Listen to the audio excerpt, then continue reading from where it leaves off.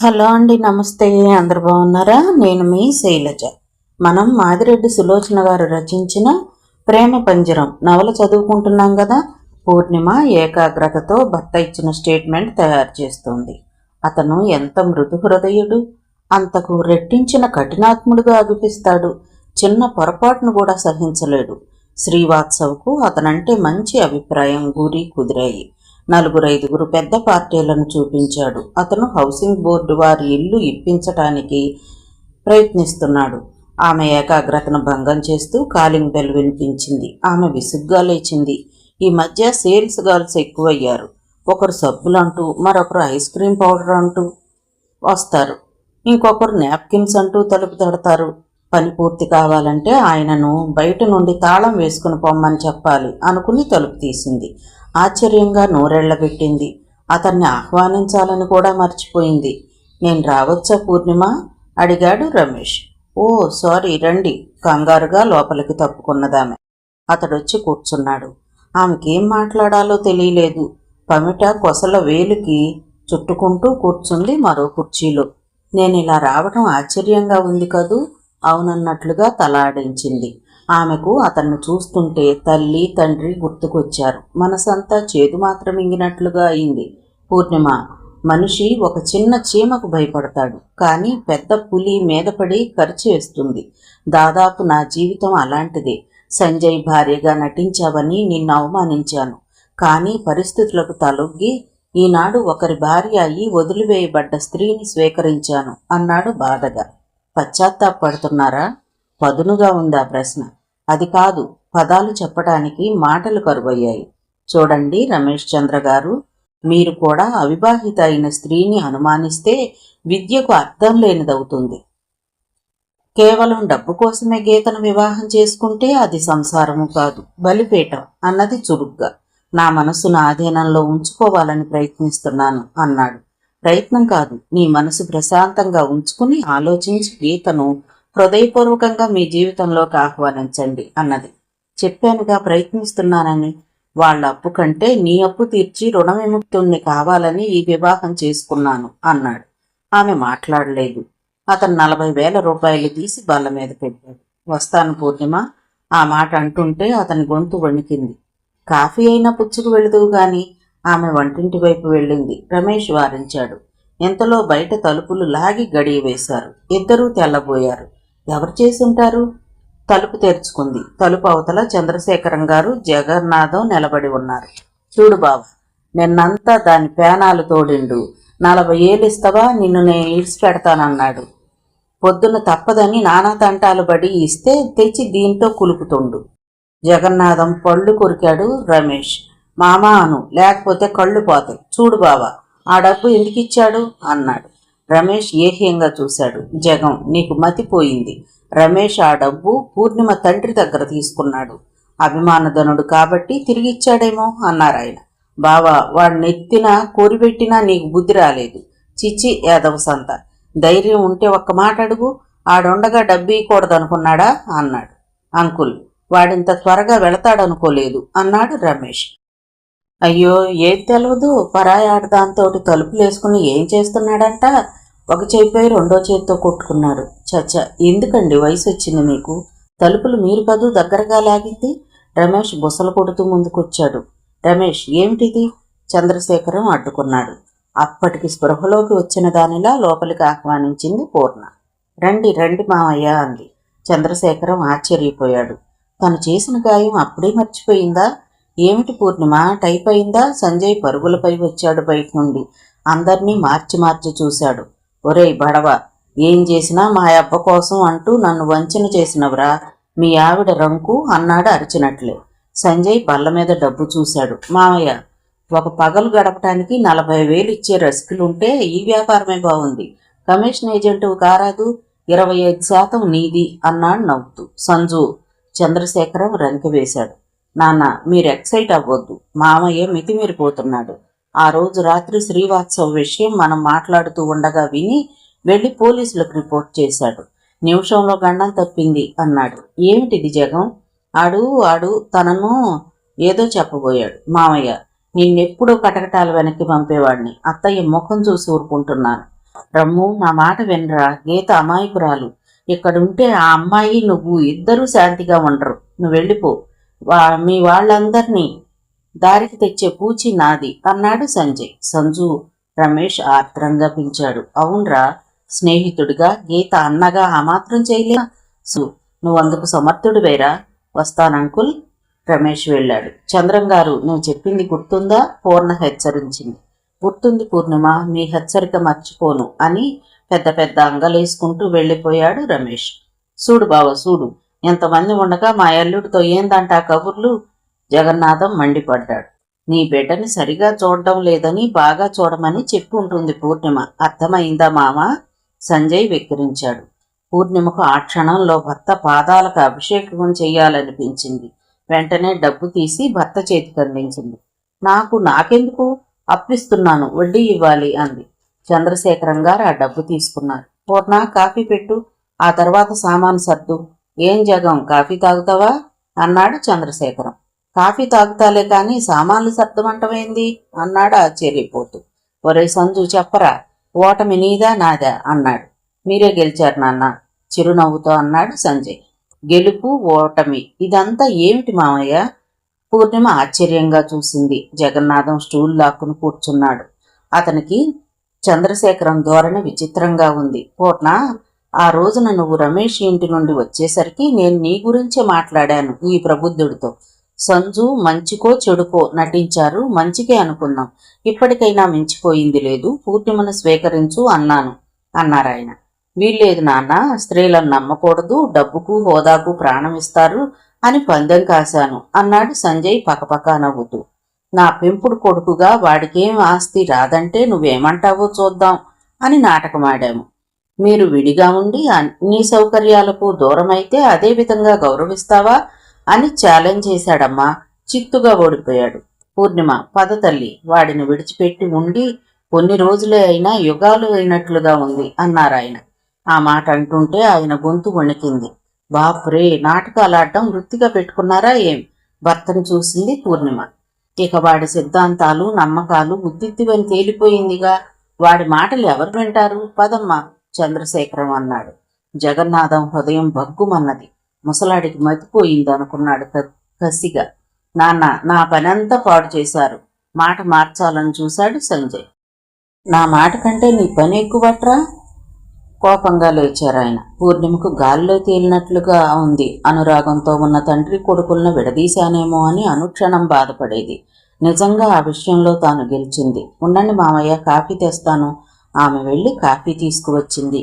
జగన్నాథం విషం మింగినట్లుగా మింగాడు. అతని మనసు కుతకుతలాడుతుంది. వదిలిందనుకున్న పీడ మళ్లీ వస్తోందేం? అతని మౌనంతో తన కోపాన్ని దిగమింగుకుంటున్నాడు. సామాన్లు జాకబ్ తీసుకువస్తాడు, పదండి అన్నాడు ఆయన. ఆయన ఆనందానికి అంతరాయం కలిగించకూడదని ఓ వ్యాలెట్ తీసుకుని బయలుదేరారు. మామయ్య, గెలిచిన వారికి ఓడిపోయిన వారు ఏమివ్వాలి అన్నది.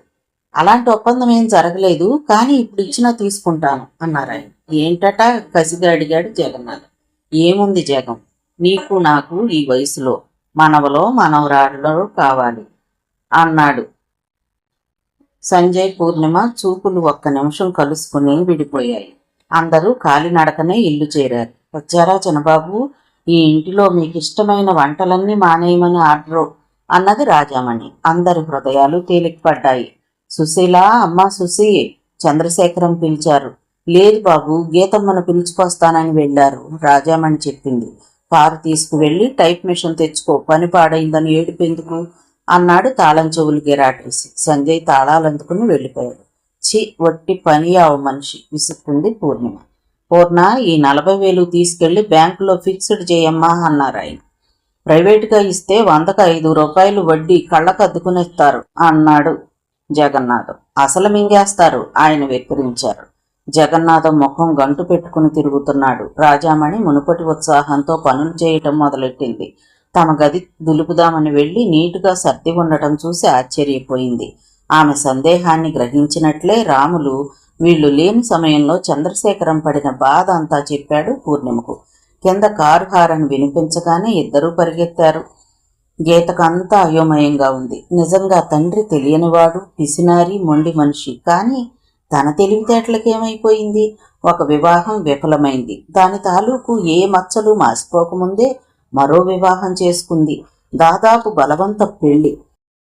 ఆ ఇంట్లో వాళ్ళు తనని ఎంత హీనంగా చూస్తున్నారో తాను ఊహించగలదు.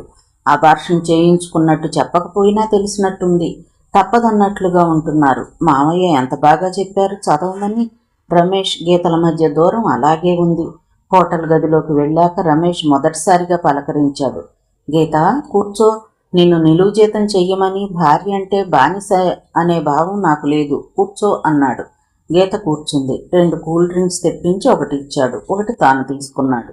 అన్ని వైపుల నుండి వచ్చిన ఒత్తిడికి, అనేక సమస్యలకు నేను స్తబ్దుగా మారిపోయానేమో. I can't take a decision. నన్ను అర్థం చేసుకోవడానికి ప్రయత్నం చేయి అన్నాడు అర్థిస్తున్నట్లు. నోట్లో నుండి మాట రాలేదు. నోరు విప్పితే దుఃఖం ముంచుకు వచ్చేలా ఉంది. అందుకే తలాడించింది. అప్పటికే అతను నిద్రమాత్రలేసుకుని నిద్రపోయాడు. తాను తెల్లవార్లు దొర్లుతూ గడిపింది. ఇప్పుడు ఆలోచన వచ్చింది. తనంతట తాను ఒక నిర్ణయానికి రాకపోతే తనేం చెయ్యలేదు. ఆమెలో ఒక స్పందన మొదలైంది. 3 రోజులు దినమంతా సినిమాలు షికార్లతో గడిచింది. రాత్రి యథావిధిగా అతను నిద్రమాత్రలేసుకుంటే తాను దొర్లి దొర్లి నిద్రపోయేది. చూడు గీత, చంద్రశేఖరం అంకుల్ నీకు మామయ్యే కావచ్చు. ఆయన దగ్గర అన్ని హంగులు ఉండవచ్చు. కానీ ఆ ఇంట్లో నాకు ఊపిరాడదు. మా ఇంటికి వెళదాం, వస్తావా అన్నాడు రమేష్. నేను అదే చెబుదాం అనుకుంటున్నాను అన్నది. ఇద్దరూ శంకర్రావు ఇంటికి వచ్చారు. వాళ్ళు జగన్నాథం కంటే తక్కువేమీ కాదు. రమేష్ ముందు ఆప్యాయత ఒలకబోస్తారు. అతను అవతలకు వెళ్ళగానే సూటిపోటి మాటలంటారు.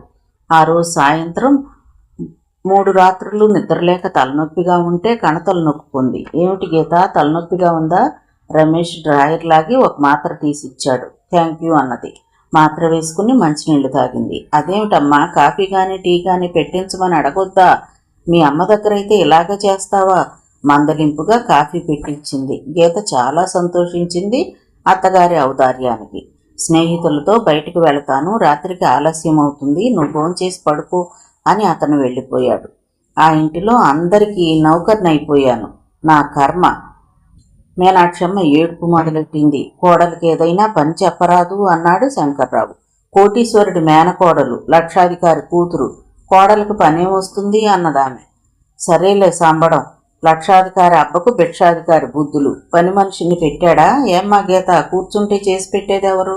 శంకర్రావు అన్నాడు. ఏం చెయ్యాలో చెబితే చేస్తానండి అని తలనొప్పిని కూడా మర్చిపోయి పనిలో జొరపడింది. సాయంత్రం పూట కూడా 2 కూరలు, సాంబారు, చారు, పెరుగు పచ్చడి చేయించింది. వెంటనే క్యారియర్ సర్ది రజనికి పంపింది. ఇద్దరూ కూర్చుని వంటలకు వంకలు పెడుతూ భోజనం చేశారు. మర్నాటి నుండి ఇంటి పనంతా అప్పజెప్పింది. ఏ చిన్న పొరపాటు జరిగినా వెటకారం చేస్తుంది. పాపం, పాత మొగుడు గుర్తుకొచ్చాడేమో అంటూ వెటకారం చేసేది. ఆ క్షణంలో చచ్చిపోదామనిపించేది గీతకు. రమేష్ రాగానే మాత్రం ఒకటే ప్రేమ వలకపోసేది. చూడరా చంద్ర, ఎంత వద్దన్నా మీ ఆవిడ పనులన్నీ నెత్తినేసుకుంటుంది అనేది. మంచిదేగా, ఏం పని లేక నేను గోల్డ్ గిన్నెలు కొంటున్నాను అన్నాడు. గీత ఓ నిర్ణయానికి వచ్చి భర్త దగ్గరకు వెళ్ళింది. చూడండి, మీరు ఇలా పని లేక కూర్చుని స్నేహితుల కంపెనీలో తాగి నిద్రమాత్రలు వేసుకుని ఆరోగ్యం పాడు చేసుకోవడం నాకు ఇష్టం లేదు అన్నది మెల్లగా. సారీ గీత, రాత్రి స్నేహితుడిని బర్త్డే పార్టీలో కాస్త డ్రింక్ ఎక్కువ చేసినట్లున్నాను. ఎందుకు చేశారని నేను అడగటం లేదు. మీరు స్టేట్స్కి వెళ్ళి మీ డ్యూటీలో చేరి మీ మనసు కుదుట పడితే నన్ను రప్పించుకోండి, లేదా ఏం చెయ్యాలో తర్వాత ఆలోచిద్దాం అన్నది. పూర్ణిమ డబ్బు ఇచ్చే వరకు నేను వెళ్ళలేను. ఆహా సరే అన్నది. తండ్రి దగ్గర గొడవ చేసింది, బెదిరించింది. సుశీలమ్మ మాత్రం నగలు వస్తువులు ఇస్తానంది. ఏటి, నగలెత్తావా? ఆ అల్లుడి మాటలిని పొలాలు అమ్ముకున్నా ఇంకా బ్యాంకులో పైసలు తీయమంటావు. ఏడ్చినంత పని చేశాడు. అది కాదు నాన్న, ఆయనకు ఉద్యోగం లేదు, ఇక్కడే ఉంటే నెల నెల ఖర్చులకైనా నువ్వే ఇవ్వాలి కదా, కట్నం అనుకుని ఇవ్వరాదు అన్నది. పాప, ఆ డబ్బకిచ్చిన అప్పు అంతా కట్నం కాదంటే అన్నాడు కోపంతో. చూడు నాన్న, ఆయనకు కళ్ళు మూసుకుని 1,00,000 రూపాయలు ఇస్తారు. నేను వడ్డీలు కొడ్డీలు కట్టుకుంటే లచ్చలే అవుతాయి అన్నాడు. మీకు ఇష్టం లేకపోతే ఇవ్వొద్దులేండి. ఆయన ఆ డబ్బు లేకపోతే తన ఇంటికే రావద్దన్నాడు అన్నది. ఏటేటి, అంత మాట అన్నాడా? ఓర్ నీ అబ్బా, ఫారం వెళ్ళి చదివిండు. ఫారం కాదు నాన్న, ఫారిన్ ఫారిన్. ఏదో ఒకట్లేవే. ఇప్పుడే మీ మామని అడుగుతా. ఆయన గోచి సవరించుకున్నాడు. నాన్న వృధా ప్రయాస. మీరు నేను బ్రతకాలంటే డబ్బు ఇవ్వక తప్పదు అన్నది ఖచ్చితంగా. అతను చంద్రశేఖరం దగ్గర గొడవ మొదలెట్టాడు. ఆయన గీత వంక చూసి ఏమనుకున్నారో ఏమో, డబ్బు ఇచ్చేయమన్నారు. నీ కాడ ఉంటే సర్దు బావా అన్నాడు. నేను వద్దంటుంటే చేశావు. అయినా నా ఆఫీసులో అంతా అస్తవ్యస్తంగా ఉంది. నీ దగ్గర లేకపోతే సుశీల్ నగలున్నాయిగా అన్నాడు. ఇక జగన్నాథం గారికి తప్పలేదు, డబ్బిచ్చేశాడు. అది తెచ్చి రమేష్కి ఇచ్చింది గీత. అది తీసుకుని ఉదయం అనగా వెళ్ళిన మనిషి ఇంతవరకు రాలేదు. ఏం చేస్తున్నారు? తన జీవితం నాశనమైందని బాధపడుతున్నారా? ఆమె ఆలోచనకు అంతరాయం కలిగిస్తూ గన్మని గ్లాసు పడిన శబ్దమైంది. ఉలిక్కి పడింది. ఏమిటో ఆవిడ పాత జ్ఞాపకాలతో మగ్గిపోతుంటే చెయ్యలేక చస్తున్నా. అంతా నా కర్మ అని తలబాదుకుంది మీనాక్షి. వంటైపోయింది కదా అత్తయ్య. వంట ఒకటే పనా? మా కర్మే తల్లి, నువ్వు కోడలువి, నేను అత్తను ఎటకారంగా అన్నది. పెదవుల మధ్య బాధను బెగబట్టి నిల్చుని వింటున్నది గీత. అమ్మా, గీత నా భార్య అయినప్పుడు నీకు కోడలే కదా. ఒక పొరపాటు జరిగితే సరిదిద్దుకునే అవకాశం ఇవ్వకపోగా సూటిపోటి మాటలెందుకమ్మా? అప్పుడే ఇంట్లోకి వచ్చిన రమేష్ అడిగాడు.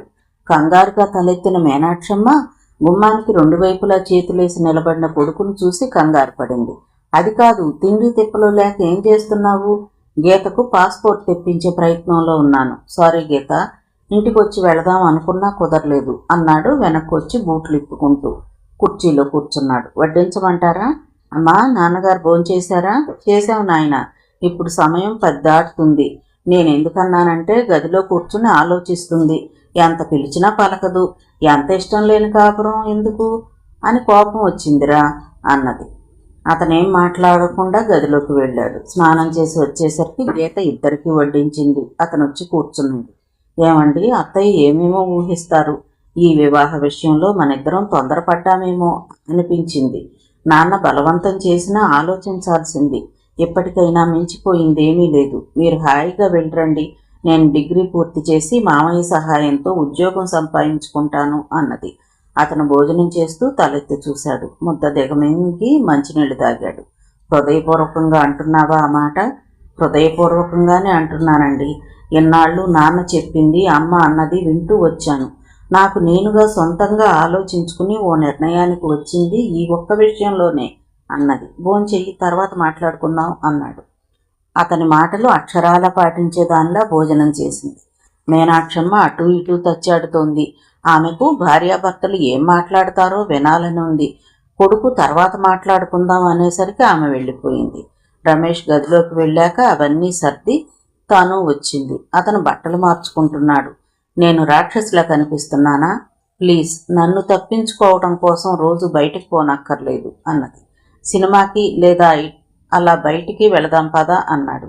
సినిమా టైం అయిపోయింది, షికార్లొద్దు, కానీ మనసు విప్పి మాట్లాడుకుందాం అన్నది మంచం చివరన కూర్చుంటూ. అతను ప్యాంటు హ్యాంగర్కేసి షర్టు తీసి లుంగి పంచె చుట్టుకొని వచ్చాడు. మీరు మీ జాబ్లో జాయిన్ అవ్వండి. కాలం చాలా గాయాల్ని మాన్పుతుంది. అలా జరిగి నా పట్ల మీకు సదభిప్రాయం కలిగితే నన్ను రప్పించుకునే ఏర్పాటు చేయండి.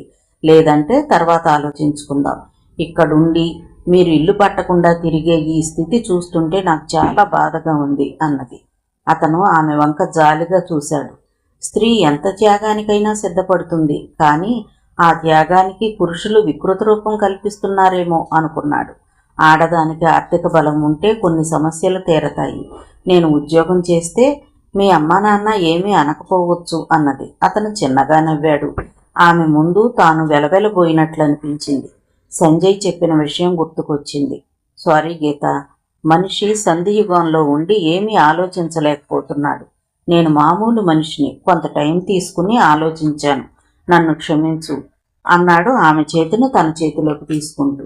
ఆమె ఆశ్చర్యంగా తలెత్తింది. అవును గీత, ఈరోజు సంజయ్ నేను కలిసి నీ పాస్పోర్ట్ వీసా గురించి ప్రయత్నించాము. మనిద్దరం భార్యాభర్తల్లా కాక విడిగా వెళ్ళిపోదాం. నువ్వు టూరిస్ట్ వీసాపై వచ్చాక అక్కడే వివాహం చేసుకుందాం అన్నాడు. మళ్ళీనా? అదెందుకన్నట్లు చూసింది. అదే సివిల్ మ్యారేజ్ చేసుకున్నాం. అది దొరక్కపోతే ఇలాగే వెళ్ళిపోతాను అన్నాడు. ఆమె తనంతట తాను వచ్చి చేరువైతే బాగుండునని అతనికి ఉన్నది. అతను దగ్గరకు తీసుకుంటే తాను ఇన్నాళ్లుగా పడిన వేదన మర్చిపోదామని ఆమెకున్నది. ఇలా సంకోచంతో ఓ అరగంట కబుర్లతో గడిపారు. లైట్ తీసే గీత, తలనొప్పిగా ఉంది అన్నాడు. ఆమె లైట్ తీసి అతనికి చేరువుగా వెళ్ళింది. తలపై మృదువుగా రాస్తూ ఒక్క నిమిషం నిలబడింది. మాత్రలేసుకుని పాలు తాగుతారా? మాత్రం లాభం లేదు గీత. నుదుటిపై ఉన్న ఆమె చెయ్యి వణుకుతుంది. అతనిలో మార్పు గమనించింది. వేడిగా ఉన్నప్పుడే సాగదీయాలన్న సూత్రం గుర్తుందో లేదో కానీ ఇక ఆగలేనట్లు అతని గుండెలపై తలవాల్చింది. అతని చేతులు ఆమెను చుట్టాయి. గీత బుగ్గలు ఉప్పగా తగిలాయి. అతని నోటికి ఆశ్చర్యంగా తలెత్తాడు. ఏడుస్తున్నావా గీత? అస్పష్టంగా గుణిచాడు. లేదు లేదు రమేష్.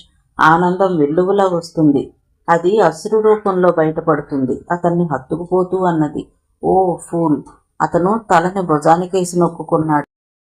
ఆ చిన్న గదే బృందావనంలా వెన్నెల వెల్లువలా కనిపించింది ఇద్దరికి. కొన్ని నిమిషాలు ఈ లోకాన్నే మర్చిపోయారు వాళ్ళు. ఆ రోజు సినిమాకు వెళ్లాలని త్వరగా పనులు ముగించింది పూర్ణిమ. సంజయ్కేమో చరిత్ర స్టేట్మెంట్ పూర్తి చేసేసరికి 8 గంటలు దాటింది. అతను లేవపోతుండగా మళ్ళీ ఫోన్. హలో, ఏం పూర్ణి? ఓ డియర్, అంత నిష్ఠూరం వేస్తే ఎలా? 10 నిమిషాల్లో వచ్చేస్తాను అన్నాడు ఫోన్ పెట్టేసి. అతను వచ్చాక తయారైతే ఆలస్యం అవుతుందని గబగబా స్నానం చేసింది. జడ వేసుకుని పూలు పెట్టుకుంది. బయటకు వెళ్తారా పూర్ణ? సుశీలమ్మ అడిగింది. అవును పిన్ని. అభిమాన్, నాకు ఇష్టమైన హిందీ సినిమా. ఒక వారం క్రితమే వచ్చింది, ఆఖరి రోజు అన్నది. జగన్నాథం కొరకొరా చూస్తున్నాడు. అతనికి చాలా మంటగా ఉంది. సంజయ్ ఎంత నిర్మోహమాటంగా చెప్పాడు. మామయ్య, హాయిగా తిని కూర్చో. మా కుటుంబ విషయంలో జోక్యం కలుగజేసుకుంటే మాత్రం కుదరదు. మీ ఇంట్లో ఉండండి వెళ్ళి అన్నాడు. ఆ అహంకారం ఎలా అనచాలో అర్థం కావడం లేదు. సందర్భం సమయం కోసం పొంచి ఉన్నాడు. అప్పటికే అందరూ భోంచేశారు. భార్యాభర్తలిద్దరే ఉన్నారు. సంజయ్ స్నానం చేసి వచ్చాడు. ఆకలి దంచేస్తుంది అన్నాడు. భోజనం చేసేటప్పుడు సినిమా సంగతి చెప్పింది.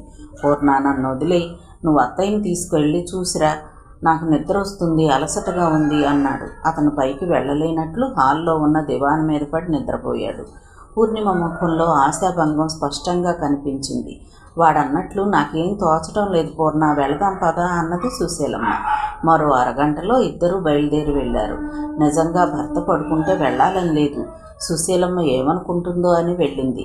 మీరు రండి బాబాయ్ అన్నది జగన్నాథం వైపు తిరిగి. ఆ తరకం సినిమాలు నాకేం తెలిసి ఏడుస్తాయి, వెళ్ళండి వెళ్ళండి అన్నాడు. పూర్ణిమ చంద్రశేఖరంతో చెప్పింది. పాపం గీత జీవితం గురించి ఆలోచిస్తూ నలిగిపోయిందమ్మా మీ పిన్ని. మంచి పని చేస్తున్నావు అన్నారు ఆయన. పూర్ణిమ సినిమా చూసి ఆనందంగా వచ్చింది. ఈ మధ్య కారు నడపడం నేర్చుకుంది. భర్త గురువుగా ఉంటే ఆ అనుభవం అద్భుతంగా ఉంటుందని చెప్తుంది తను. ఏ కాస్త పొరపాటు జరిగినా ఉరిమి చూసేవాడు. తలపై ఒక్క మొటికాయ వేసేవాడు. అతను భుజం చుట్టూ చెయ్యి వేసి దాని మీదుగా ఇలా నడపాలని చూపిస్తుంటే మైమరచి తిట్లు తినేది. ఏదైతేనేమి అతని పట్టుదల వల్ల వారం రోజుల్లో పర్ఫెక్ట్గా నేర్చుకుంది. లైసెన్సు వచ్చింది. సారీ సంజు, నాది కాస్త మద్దు బుర్ర అన్నది అతన్ని ఇబ్బంది పెట్టాలనుకుని. నేనే సారీ చెప్పాలి పూర్ణి. నిజంగా నాన్నగారు నేర్పినప్పుడు నేను కూడా 10 రోజుల్లోనే నేర్చుకున్నా. నీవు ఏ పనైనా త్వరగా గ్రహిస్తావని ఓ అభిప్రాయంతో ఉండి ఏ పొరపాటు జరిగినా అసహనం ప్రకటించాను అన్నాడు నవ్వుతూ. తాను కళ్ళెంత చేసుకుని చూసింది. తానేం ఆలోచించింది? సంజయ్కి అహం అనుకుంది. ఇంట్లోకి రావేమిటి అమ్మాయి? సుశీలమ్మ అడిగింది. వస్తున్న పిన్ని, కారు గ్యారేజ్లో పెట్టొచ్చింది. తలుపులన్నీ వేసి వచ్చేసరికి సిగరెట్ కాలుస్తూ జగన్నాథం. ఇందాక సంజయ్ పడుకున్న దివాన్పై పడుకున్నాడు. వారు పైకి వెళ్ళారా అన్నది మెట్ల గది వైపు వెళుతూ. పైకి కాదే అమ్మ, బయటికి వెళ్ళిపోయిండు. ఓర్ నీ అమ్మ కడు పొడక, ఆడి బుద్ధులు ఇంకా పోలేదు. నీ ముందు నెదరంటూ పోయాడా? లేచిండు. అదెవరో ఫోన్ చేసిందే అన్నాడు ఆడవాళ్లు తిప్పినట్టు చేతులు తిప్పుతూ. ఆయన క్లయింట్స్ అయి ఉంటారులేండి అన్నది. క్లయింట్సా? నేనంత ఎర్రోడ్నా? నీకేమవుతాడు అని అడిగినా. నా దేవుడు అంటదేందే అన్నాడు. పూర్ణిమ మెల్లగా పైకి వెళ్ళింది. నా దేవుడని ఎవరంటారు? గీత అనాలి. ఆమెకు కావాల్సినంత సహాయం చేశాడు. జగన్నాథం గర్భం అని తెలియగానే నాటు మందులు ఇప్పించాడు. గీత పడిన బాధ అంతా ఇంత కాదు. సుశీలమ్మ కూడా తెలియకుండా ఆసుపత్రిలో ఉంచారు. గర్భస్రావమైన వారం రోజులకు నన్నెందుకు బతికించావు బావా? నాన్న ఇచ్చిన నాటు మందు ప్రమాదం అని తెలిసినా నా ఇష్టంతోనే తాగాను అని ఏడ్చే గీతను ఏ ఆత్మీయుడు ఓదార్చనంతగా ఓదార్చడం తను మర్చిపోలేదు. ఒక్కనాడైనా ఆ విషయం బయటపెట్టలేదు. గీత రమేష్ను వివాహం చేసుకున్నప్పుడు ఎంత నేర్పుగా ఓర్పుగా స్త్రీ జీవితాన్ని గురించి అర్థం చెప్పాడో తాను ఎరుగనిది కాదు. గీతకు ఏదైనా అవసరమైతే దేవుడని ఎందుకు చెబుతుంది? అది తండ్రితో. గీత లాంటి మరో గీత అయి ఉంటుంది అనుకుని తల దగ్గర ఉన్న అతని ఫోటోను ఆరాధనాపూర్వకంగా చూసి నిద్రపోయింది. మర్నాడు 10 గంటలకు వచ్చేశాడు సంజయ్. పూర్ణ 5 రోజుల క్యాంపు, బట్టలు సర్దిపెట్టు అన్నాడు ఫైళ్లు వెతుకుతూ. బ్రేక్ఫాస్ట్ వద్దా అంది. నా బ్రేక్ఫాస్ట్ అయిపోయింది అన్నాడు తలెత్తి చూడకుండానే. పూర్ణిమ పైకి వెళ్ళిపోయింది. ఆమెకు ఆకలిగా ఉన్నా మనసు ఇచ్చగించలేదు. అందరూ తినేటప్పుడు సంజయ్ వస్తాడని తినలేదు. ఆమె అటాచీ మూసేసరికి సంజయ్ వచ్చాడు. పూర్ణ, నాకు బాగా ఆకలిగా ఉంది, టిఫిన్ చేద్దాం, వస్తావా? ఏం మూడ్స్ బాబు, ఇప్పుడేగా వద్దన్నారు? సంతోషంగా నవ్వుతూ కిందికొచ్చింది. ఇద్దరు కూర్చున్నారు బల్ల ముందు. ఆకలని ఇదేం పని? నాకు ఆకలంటే నీకు అని తెలుసుకో అన్నాడు నవ్వుతూ. తాను బ్రేక్ఫాస్ట్ తీసుకోలేదని సుశీలమ్మ చెప్పుకుంటుంది. ఆమెకు ఎక్కడలేని ఆనందం కలిగింది.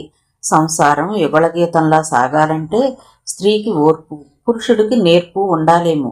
అతన్ని సాగనంపుతుంటే ఆమెకు ఎక్కడలేని దిగులు కలిగింది.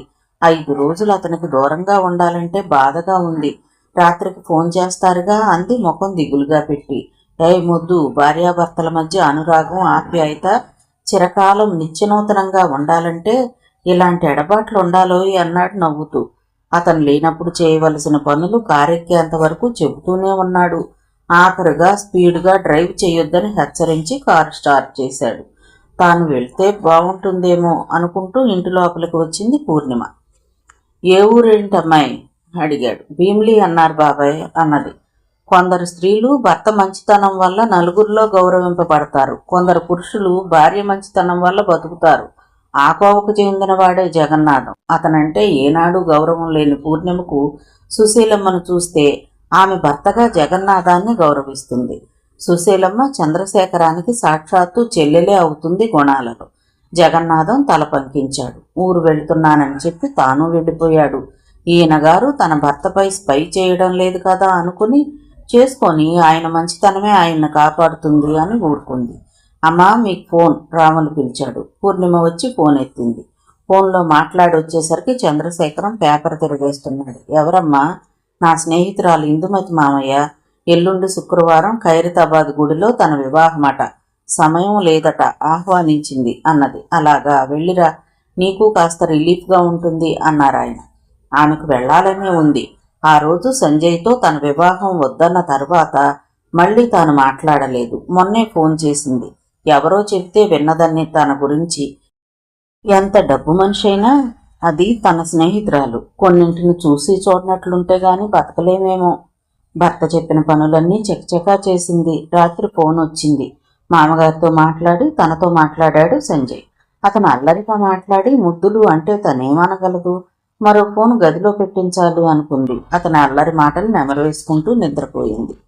ఇందు, వివాహం అయ్యాక తెలిస్తే చేసేదేం లేదు. కాబట్టి మనల్ని ఆహ్వానిస్తారు మా తల్లిదండ్రులు. అందుకే చాలా రహస్యంగా క్లుప్తంగా జరగాలి అన్నాడు మోహన్. ఇందుమతి వింటుంది. తనకున్న స్నేహితులెవరంట? బంధువులకు చెప్పదు. రాబంధుల్లా పీక్కుతింటారు. ఒక్క పూర్ణిమకు చెప్పింది తాను. ఆ విషయం మోహన్కు తెలిస్తే కోప్పడతాడేమో. ఆఫీసులో స్టాఫ్ను కూడా వద్దన్నాడు. పోనీ కనీసం ఒక కొత్త చీరైనా కొనుక్కోవాలా లేదా? చిరుకోపంగా అడిగింది ఇందుమతి. ఒకటేమిటి ఇందు, నీకిష్టమైనన్ని కొనుక్కో అన్నాడు. ఇందుమతి ఆనందంతో గంతులు వేయాలనుకుంది. తానుండేది మేడపైన. శబ్దమైతే కింది వాళ్ళు పైకి పరిగెత్తుకుని వస్తారు. ఆనందానికి పగ్గాలు వేసి ఆపుకుంది. మీకు కొత్త బట్టలు వద్దా? చూడిందు, వివాహం జీవితంలో అతి ముఖ్యమైన ఘట్టం. కోటి కోరికలు, కొత్త బట్టలు కావాలని ఉంటుంది. కానీ డబ్బు ఇప్పుడే రాదుగా. నేను వివాహం చేసుకుని వెళితే గాని తాతగారి ఆస్తి రాదు అన్నాడు కాస్త బాధపడుతూ. నన్నంత పరాయిదాన్ని చేస్తున్నావా అన్నది కోపంగా. అతనికో సర్ప్రైజ్ ఇవ్వాలి. గబగబా బట్టలు మార్చుకుంది. నేను బజార్కి వెళ్తాను, మీరు పిలిచినా రారు. మీ జమీందారీ ఫోజు మీరును. కాఫీ ఫ్లాస్కులో ఉంది, తాగండి అన్నది అతని ఎదలో పొడుస్తూ. ఆజ్ఞ అన్నాడు మంచంపై నుండి లేవకుండానే. ఆమె చిరునవ్వుతో బయటకొచ్చింది. మోహన్ను చూస్తే పూర్ణిమ ఏమంటుందో. పిచ్చిదానా, రవీంద్ర భారతిలో రోడ్డు మీద పెళ్లి కొడుకుల కోసం వెతుకుతావటే అనేది. ఈ పెళ్లి కొడుకు రోడ్డు మీద దొరికాడంటే ఏమంటుందో. అందగాడు, డబ్బు గలవాడు, చదువుకున్నవాడు. అన్నిటికన్నా అతను ఇంగ్లీష్ మాట్లాడుతుంటే చూడముచ్చటగా ఉంటుంది. ఆ రోజు తను మర్చిపోలేని రోజు. రవీంద్ర భారతి నుండి కామత్ వైపు వస్తుంది. అకస్మాత్తుగా ఓ వ్యక్తి ఢీ ఇచ్చాడు. తను తూలి తట్టుకొని నిలబడింది. ఓ సారీ, ఈ కాలంలో తప్పు చేసి సారీ అనటం ఫ్యాషన్ అయిపోయింది అన్నది తీక్షణంగా. ఓ లవ్లీ, అమ్మాయి ఆగ్రహం ఇంత అందంగా ఉంటుందా అన్నాడు చిన్నగా నవ్వుతూ. అతను నవ్వితే అమ్మాయిల మతి పోతుంది, పైగా కామెంట్ ఒకటి అంది చిరుకోపంగా. పోనీ నష్టపరిహారం చెల్లించనా? ఏమిస్తారు అడిగి చూడండి, అడగకుండానే కామత్తులో భోజనం ఇప్పిస్తాను అన్నాడు. ఆమె చురచురమంటున్న ఆకలి బగబగలాడిపోతోంది. తనకి ఇంటికి వెళ్ళి వంట చేసుకునే ఓపిక లేదు. అయినా కోపంగా ఏం రోడ్డుపై తిన్నగా నడవలేరా అంది. ప్లీజ్ ఈ ఒక్కసారికి రండి, దారి చూపించాడు. ఇద్దరూ కామత్ హోటల్కి వెళ్లారు. భోజనం రావటానికి సరిగ్గా 40 నిమిషాలు పట్టింది. ఇంట్లో 5 నిమిషాలు ఆలస్యమైతే భార్య దుమ్ము దులిపే ఈ పురుష పొంగవులకు హోటల్ వారిపై ఎంత దయదేనికో అనుకుంది ఇందుమతి. ఏమిటి ఆలోచిస్తున్నారు? ఏం లేదు, మగవాళ్ల మనస్తత్వాన్ని అన్నది. అబ్బా, మగాణ్ణి అంత క్షుణ్ణంగా పరిశీలించారా అన్నాడు అల్లరిగా. అతను నవ్వితే హృదయం లయ తప్పుతుంది.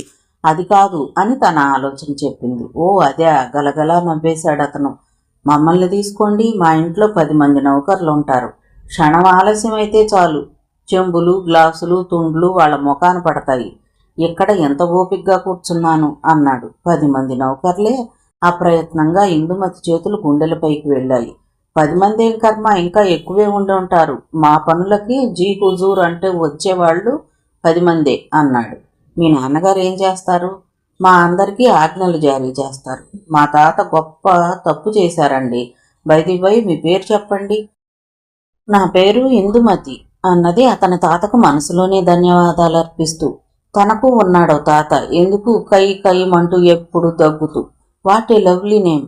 మా ఇంట్లో దుర్గారాధకులు, అన్నీ ఆమె పేర్లే. పోనివ్వండి ఇందు, మీ కబుర్లేమిటి చెప్పండి అన్నాడు. ఎందరో ఇందు అంటూ పిలిచారు, కానీ ఇతను పిలుస్తుంటే వీణమీటినట్లు కాదు, గండు కోయలు కూసినట్లుంది అనుకుంది. మాకేమున్నాయి విశేషాలు చెప్పడానికి, మేము చాలా సాధారణ కుటుంబీకులం, మీరే చెప్పండి అంది. మా తాత భలేవాళ్లే, అసూయ పడతారన్నట్లుగా చూసి లక్ష్మీదేవి అతనికి అభయం ఇచ్చిందట. నువ్వు మట్టి పట్టినా బంగారం చేస్తావని, అన్నట్టుగానే ఆయన ఏ వ్యాపారం చేసినా కలిసి వస్తుంది అన్నాడు.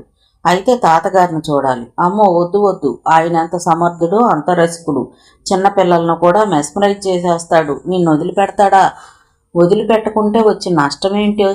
నాకు నష్టం తెలుసు, మీకేం తెలుసు అన్నాడు భయం నటిస్తూ. ఆ మాటలు ఆమె హృదయంలో ఎక్కడో నాటుకున్నాయి. మీరేం చేస్తున్నారు? మీతో మాట్లాడుతున్నాను అన్నాడు. అబ్బ చాలించండి బాబు పరిహాసం. ఉద్యోగం పురుష లక్షణం. ఓహో, ఉద్యోగం ఉన్న కొజ్జా అయినా పురుషుడే మీ దృష్టిలో. ఆమె ముఖం ఎర్రబడింది. వెయిటర్ తెచ్చి పెట్టిన మంచినీళ్లు తాగింది. ఐఎమ్ సారీ ఇందు, నాకు పనిచేయాల్సిన అగత్యం లేదు. తాతలు తండ్రులు సంపాదించింది చాలా ఉంది, చూసుకోవడానికి తీరికేది. ఇప్పుడు దాదాపు అజ్ఞాతవాసం చేస్తున్నాను అన్నాడు. అజ్ఞాతవాసమా? ఎందుకు? ఇష్టం లేని పెళ్లి తప్పించుకోవడానికి. అదేంటండో ఇనటారుగా కూర్చుందామె. అవునండి, మా తాత అన్ని తమాషా పనులే చేస్తాడు. మా వాటాలు మాకు ఇవ్వాలంటే వివాహితులమై ఉండాలట. దాంతో నాన్న ఓ లక్షాధికారుల సంబంధం చూశాడు అన్నాడు నిట్టూర్చి. మరింకేం చేసుకోకపోయారా అంది నిరాశగా. నాకు మొదటి నుండి లక్షాధికారుల ఆడపిల్లల అహంకారం అంటే ఎలర్జీ. ఇప్పుడు మీతో మాట్లాడుతూ ఉంటే గంటలు గంటలు గడిచిపోతున్నాయి. ఐ లవ్ సింప్లిసిటీ ఇందు. అతని మాటల్లో అన్నం వచ్చేసింది. ఇద్దరూ భోంచేశారు. లేచి కౌంటర్ దగ్గర ఓ కిళ్ళి కొనుక్కుని బిల్లు పే చేసి వచ్చాడు. మీకు మేనర్స్ తెలియవు అన్నది ఇందుమతి నిష్ఠూరంగా. నాకు తెలుసు, మీరెందుకు అంటున్నారో. నేను కిళ్ళి వేసుకున్నానని కదూ. చూడు, మీరు మాట్లాడుతుంటే ముత్యాలు రాలిపోతాయా అన్న భయం కలిగిస్తుంది మీ పలువరుస. కిళ్ళి నమిలి పళ్ళు పాడు చేసుకోకండి అన్నాడు. ఇద్దరు బయటకు వచ్చారు. సీయూ, వెరీ గుడ్ నైట్ అన్నాడు నవ్వుతూ. మీరుండే హోటల్ ఏది అన్నది అతనికి దగ్గరగా వచ్చి. నేను రోజుకో హోటల్ మారుస్తుంటాను ఇందు, మీకు అభ్యంతరం లేకపోతే మీ అడ్రస్ ఇవ్వండి, నేను వీలున్నప్పుడు వచ్చి కలుస్తాను అన్నాడు. అతను వెళ్ళాక నానావస్థలు పడి ఇల్లు చేరింది. ఆ రాత్రి కలత నిద్ర అయింది. మోహన్ది ఎంత అందమైన రూపం, ఎంత మృదువైన మాట. నిజంగా లక్ష్మీదేవి వాళ్లను కరుణించిందేమో. తెల్లవారుజామున నిద్రాదేవి ఒడిలోకి జారుకుంది. ఆమె ఆ రోజు ఒక్క పని చేయలేకపోయింది. మోహన్ను చూడకుండా బతకలేనేమో అనిపించింది. అతను వద్దంటే మాత్రం పట్టుపట్టి అడ్రస్ తీసుకుంటే పోయేది అనుకుంది. ఇంటికొచ్చేసరికి పై మెట్టు మీద పేపర్ చదువుతూ కూర్చున్నాడు మోహన్. ఆమె మనసు విహంగమై ఎగిరింది. హాయ్ అన్నది మృదువుగా సుతారంగా. హాయ్ అయస్కాంతపు బొమ్మ అన్నాడు ఆమెకు దారి ఇస్తూ. అయస్కాంతపు బొమ్మన ఆశ్చర్యంగా చూసింది. మరి చూడండి, నేను సినిమా హాల్కు వెళ్లాలనుకుంటే నా కాళ్ళు పగ్గాలు వేసి లాగినట్లుగా ఇక్కడికి లాక్కొచ్చాయి అన్నాడు. అయితే మీరు ఐరన్ మ్యాన్ అన్నమాట అన్నది తాళం తీస్తూ. ఇంకెక్కడే ఐరన్ మేడం, మీ ఆకర్షణ కరిగిపోయింది అన్నాడు. అలా ఆయన పరిచయం రోజు రోజుకి పండి పాకాన పడింది. అతను లేనిదే బ్రతకలేని స్థితికి వచ్చింది. అతన్ని తన ఇంటికే ఆహ్వానించింది. ఇద్దరూ వివాహం చేసుకోవాలని నిశ్చయించుకున్నారు. ఆమె నవ్వుకుని బ్యాంకుకు వెళ్ళింది. తాను కష్టపడి నెల నెలా కూడబెట్టిన డబ్బు 5,000 ఉంది. ఆమె డబ్బు తీయటానికి ఓ క్షణం తటపటాయించింది. కానీ మోహన్కు ఆ ఆస్తి వస్తే ఇలాంటి 5,000 ఎన్ని ఖర్చు చేయడు? 4,000 తీసుకుని బజార్కి వెళ్ళింది. మోహన్కి 2 జతలు ఖరీదైన బట్టలు కొన్నది. తనకు 2 పట్టు చీరలు, రింగు, మంగళసూత్రాలు కొనేసరికి డబ్బు అడుగు తేలింది. పెళ్లినాడు కొనే స్వీట్లకు పండ్లకు కొంత డబ్బు ఉంచుకుని ఇంటికి వచ్చింది. మోహన్ టీ కలుపుతున్నాడు. చచ్చ, ఇదేం పని అన్నది అతని చేతుల్లో నుండి కప్పులు లాక్కుంటూ. నీకు ఈ మాత్రం సాయం చేయలేనా? వెనుకగా ఆమె మెడను చుంబించాడు. అనుకున్న సమయానికి ఇద్దరి వివాహం క్లుప్తంగా జరిగిపోయింది. పూజార్లు, పురోహితులు, గుడికి వచ్చిన వాళ్ళు తప్ప ఎవ్వరూ లేరు. స్వీట్లు తీసి అందరికీ పంచింది ఇందుమతి. హాయ్ ఇందుమతి. ఓ రావే మందమతి, నీకు నా పతిదేవుణ్ణి పరిచయం చేస్తాను అన్నది ఇందుమతి. కారు దిగిన పూర్ణిమ చెయ్యి పట్టుకుని. మొత్తానికి సాధించావు అంటూ ఎదురుగా మెడలో దండతో వచ్చే యువకుణ్ణి చూసి ఆమె కళ్ళు పెద్దవయ్యాయి. మా శ్రీవారే మందమతి, మోహన్ నా ఫ్రెండ్. మోహన్ ముఖం పాలిపోయింది. నా నా నమస్తే అన్నాడు. ఓ మిస్టర్ మెదర్ మోహన్, జైలు నుంచి ఎప్పుడొచ్చావు అంది పదునుగా. పూర్ణిమ, ఆయన ఎవరనుకుంటున్నావు? ఇందు, నన్ను మందమతి మందమతి అంటుంటావు. నువ్వే మందమతివే. ఇతను భీమ్లీ దగ్గర పెద్ద జమీందారు. వివాహం చేసుకోవడం అంటే పరమబోరు. వివాహం అయితే గాని ఆస్తి రాదు. నీకెలా తెలిసే?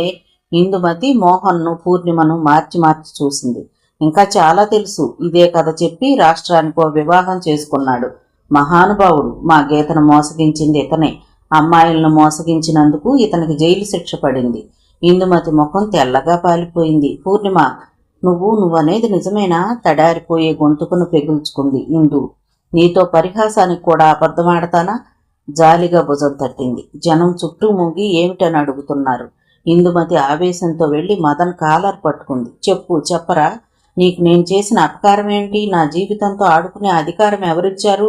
నువ్వు బతకడానికి వీల్లేదు. ఎడాపెడా వాయించటం మొదలెట్టింది. ఇందు ఏమిటే ఈ ఆవేశం? వెనక్కి లాగబోయింది. పూర్ణిమకు చేత కావటం లేదు. ఇందుమతి ఆవేశంతో ఊగిపోతోంది. పూనకం వచ్చిన దానిలా ఉంది. అందుకేనా ఎవరిని పిలవద్దన్నది అంటూ అతన్ని నెట్టింది. అదే అదను అనుకుని పరుగు పరుగున బయటికి పారిపోయాడు. పట్టుకోండి అరిచారు జనం. కొందరు పరిగెత్తారు. 10 నిమిషాల తర్వాత వచ్చి జనంలో కలిసిపోయాడని చెప్పారు. ఇందుమతి గోడుగోడున ఏడుస్తుంది. జాఫర్ సాయంతో ఆమెను కారులోకి ఎక్కించుకుని ఇంటికి తీసుకొచ్చింది. ఎవరే పూర్ణ, ఏమైంది ఆ అమ్మాయికి? సుశీలమ్మ అడిగింది.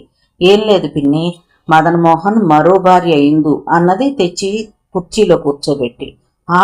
ఆ త్రాష్టుడు ఇంకా బతికే ఉన్నాడా? జైలు శిక్ష పడిందన్నారు అన్నదామె. ఏం చేసి తప్పించుకుంటున్నాడో? పూర్ణిమ వెళ్లి వేడివేడి టీ కలిపి తెచ్చింది. ఇందుమతి టీ తాగినా, మంచినీళ్లు ముఖాన చిలకరించినా ఏడవటం మానలేదు. ఉండి తల బాదుకుని ఏడ్చింది. ఆమె ఆవేశం చూసి డాక్టర్ని పిలిపించారు. ఆమెకు మత్తు ఇంజెక్షన్ ఇచ్చాక అరగంటకు నిద్రపోయింది ఇందుమతి. పూర్ణిమ దీర్ఘంగా నిట్టూర్చింది. మధ్యాహ్నం వచ్చిన చంద్రశేఖరం విషయం విని పోలీసులకు ఫోన్ చేశాడు. అతని కేసు విశాఖపట్నంలో ఫైల్ అయింది కాబట్టి కనుక్కుని చెప్తాము అన్నారు. సుశీ, నువ్వు నేను భ్రూణహత్య అంటూ అడ్డుపడబోయాం. వాడన్నది నిజమే. ఆ పుట్టే అబ్బాయికి ఇవే బుద్ధులొస్తే అమ్మాయి అయితే మరీ ప్రమాదం అన్నాడాయన. చిన్నవాడైనా సంజయుడి తెలివి, ఆలోచనే వేరన్నయ్య. గీతను చూస్తుంటే వాడికి నమస్కరించాలనిపిస్తుంది అన్నదామె.